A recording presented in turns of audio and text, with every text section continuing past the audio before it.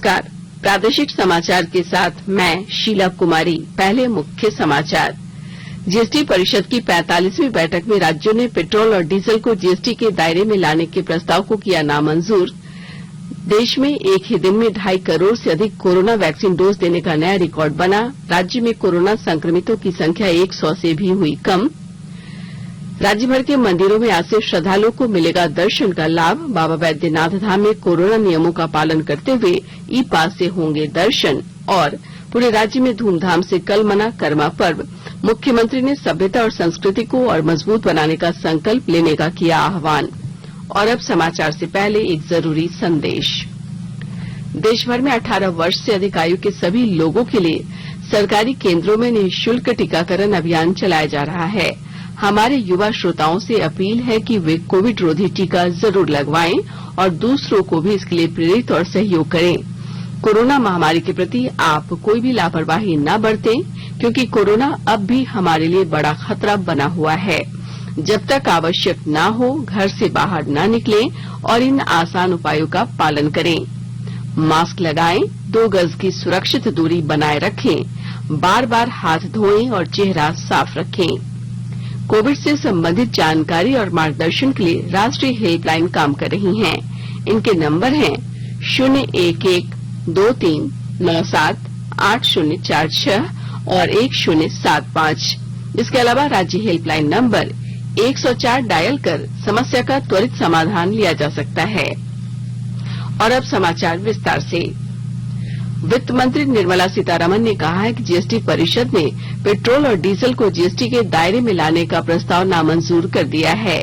इस मुद्दे पर वस्तु और सेवा कर परिषद के दृष्टिकोण को स्पष्ट करते हुए उन्होंने कहा कि केरल उच्चतम न्यायालय के एक आदेश के बाद पेट्रोलियम उत्पादों को जीएसटी के अंतर्गत लाने का प्रस्ताव किया गया था, लेकिन राज्यों ने इस प्रस्ताव को नामंजूर कर दिया।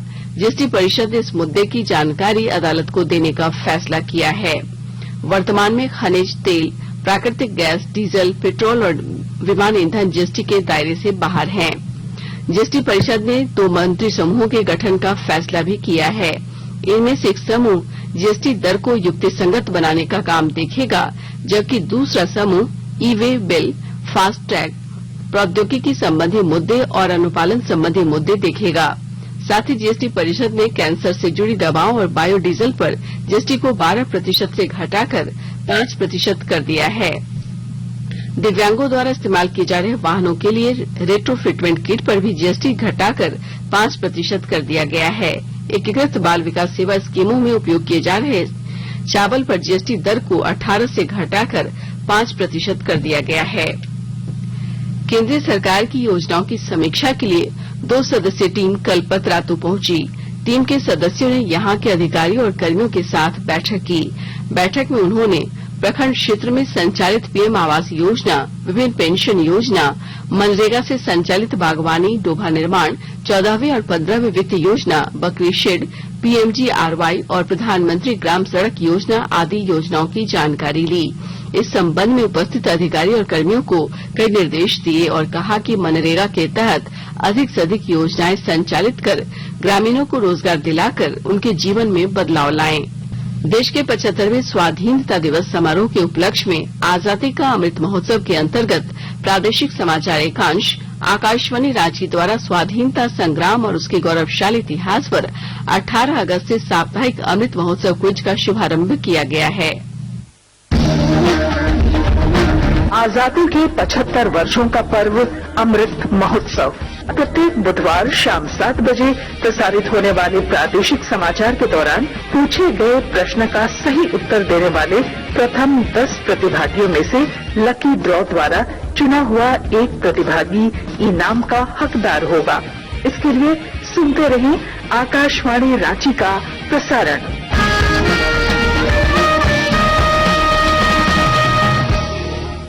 पिछले 24 घंटे में राज्य भर में 9 नए कोरोना संक्रमित मिले हैं। वहीं दूसरी तरफ 17 मरीज स्वस्थ हुए हैं। राज्य में सक्रिय मरीजों की संख्या घटकर 100 से भी कम हो चुकी है। पूरे राज्य में मात्र 94 मरीज विभिन्न अस्पतालों में इलाजरत हैं। पिछले 24 घंटों में रांची से 4, जामताड़ा से 3 और बोकारो देवघर जिले से एक कोरोना संक्रमित मरीजों की पुष्टि हुई है। राज्य में कोरोना से स्वस्थ होने की दर 98.49% है। इधर कोरोना टीकाकरण अभियान में पिछले 24 घंटों में 67,968 लोगों ने कोरोना की पहली डोज ली। वहीं 32,373 लोगों को टीके की दूसरी डोज दी गई। राज्य में अब तक 1,57,71,000 से अधिक लोगों को कोरोना की वैक्सीन दी जा चुकी है।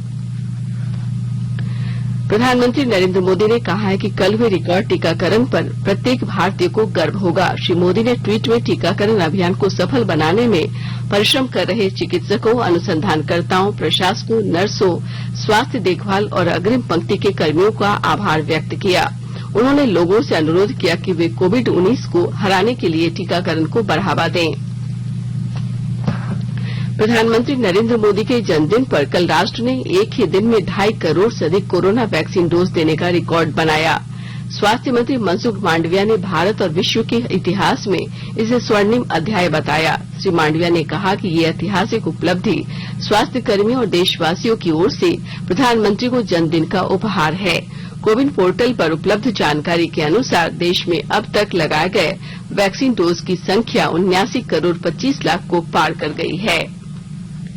केंद्र सरकार कोविड महामारी के दौरान लोगों की सुविधा के लिए बनाई गई राष्ट्रीय स्तर की हेल्पलाइन नंबर के बारे में लोगों को जागरूक कर रही है।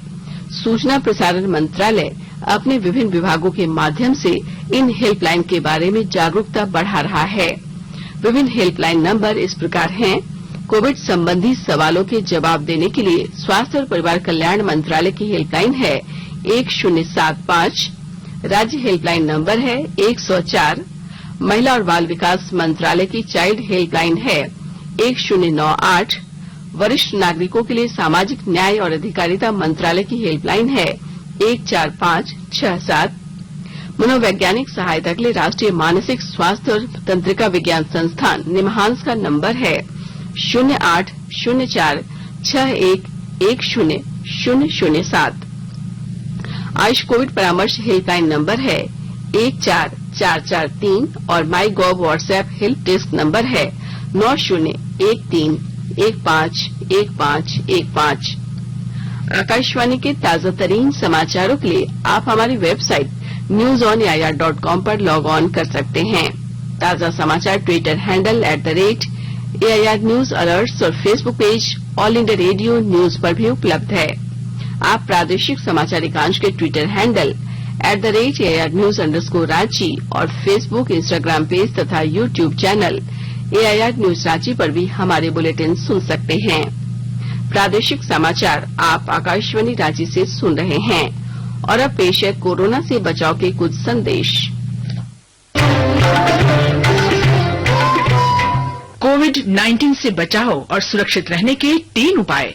मास्क लगाएं, 2 गज दूरी है जरूरी, सुरक्षित दूरी रखें, हाथ और मुंह साफ रखें।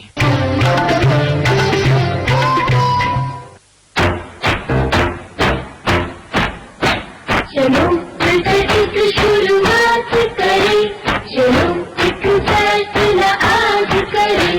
मास्क नहीं तो ठोकेंगे, कोरोना को रोकेंगे। चलो एक इरादा करते हैं, चलो एक इरादा करते हैं। मास्क नहीं तो ठोकेंगे, कोरोना को रोकेंगे। भारत सरकार द्वारा जनहित में जारी। प्रादेशिक समाचार में आपका फिर से स्वागत है। राज्य भर में आज से मंदिरों को आम भक्तों के लिए खोल दिया गया है। आपदा प्रबंधन विभाग द्वारा कोविड सुरक्षा गाइडलाइन के मुताबिक राज्य में कोरोना संक्रमण की घटती संख्या को देखते हुए जनहित में ये फैसला लिया गया था। राज्य के प्रसिद्ध तीर्थस्थल देवघर स्थित बाबा बैद्यनाथ धाम में आज से पूजा करने के लिए ई पास की व्यवस्था लागू कर दी गई है। बिना ई पास के मंदिर में प्रवेश की अनुमति नहीं होगी। देवघर जिला प्रशासन ने वेबसाइट का लिंक जारी कर दिया है। आम लोग अपने स्लॉट की बुकिंग करा सकते हैं। 1 सप्ताह की अग्रिम बुकिंग का प्रावधान रखा गया है। उपायुक्त मंजुनाथ भंजंत्री ने कहा है कि राज्य सरकार के निर्देशानुसार बाबा बैद्यनाथ मंदिर का पट आम श्रद्धालु के लिए सुबह 6 बजे से दोपहर 4 बजे तक के लिए खोला गया है। साथ ही लोगों की सुविधा के लिए ई पास जारी किया जा रहा है। कोविड नियमों का पालन सुनिश्चित करते हुए प्रति घंटे 100 श्रद्धालुओं को प्रवेश की अनुमति होगी। इधर रजरप्पा स्थित छिन्नमस्तिका मंदिर, इटखोरी स्थित भद्रकाली मंदिर, दुमका स्थित वासुकीनाथ मंदिर और रांची स्थित पहाड़ी मंदिर समेत सभी मंदिरों को श्रद्धालुओं के लिए खोल दिया गया है। गिरिडीह जिले में उग्रवाद प्रभावित स्कूलों में साइंस पार्क का निर्माण किया जा रहा है। इस पार्क के जरिए छात्रों को साइंस के नए नए प्रयोगों की जानकारी दी जाएगी। विस्तृत ब्यौरा दे रहे हैं हमारे गिरिडीह संवाददाता। गिरिडीह जिले के सभी प्रखंडों के अति उग्रवाद प्रभावित सुदूरवर्ती क्षेत्रों में संचालित विद्यालयों में एक एक साइंस पार्क की स्थापना की जाएगी। गिरिडीह डीसी राहुल कुमार सिन्हा ने बताया कि गांवा एवं तीसरी प्रखंड में साइंस पार्क बनाने का काम शुरू कर दिया गया है। डीसी ने बताया कि सरकारी स्कूलों के छात्रों को उच्च शिक्षा के साथ साथ विज्ञान द्वारा नए नए प्रयोगों की जानकारी दी जाएगी। डीसी ने बताया कि इस साइंस पार्क में पेयजल, शौचालय एवं विद्युत की उत्तम व्यवस्था करने का आदेश कार्यकारी एजेंसियों को दिया गया है। रमेश प्रभाकर, आकाशवाणी समाचार, गिरिडीह। सरकार ने पैन कार्ड को आधार से जोड़ने की समय सीमा 6 महीने बढ़ा दी है। पहले ये सीमा इस महीने की 30 सितंबर तक थी। अब इसे बढ़ाकर अगले वर्ष 31 मार्च कर दिया गया है।